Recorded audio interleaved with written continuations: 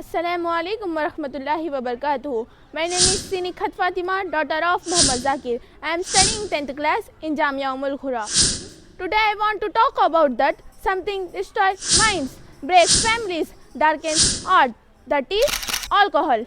In the Holy Quran, Allah says in Surah Al-Ma'idah, verse number 90, Ya ayyuhallazina amanu innamal khamru maisrul ansabu wal azlamu risun min amali shaitan fastanibuhu la'allakum tuflihun.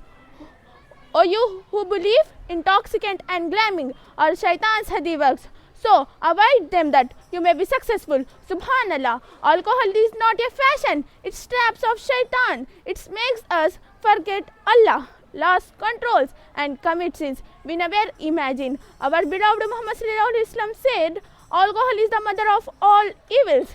Even science proved what Islam touched long ago. Alcohol destroys the rivers, weakens the brain and ruins families. That's why Islam blocks the door before we fall. Even one sip is haram. My dear sisters, Allah does not forbid to punish us, He forbid to protect us.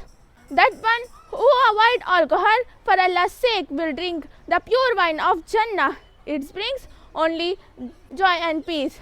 So let's promise to say not to alcohol, yes to Allah, because real beauty is not what we drink. That's how we think, pray and obey. Jazakallahu khair. Assalamu alaikum wa rahmatullahi wa barakatuh.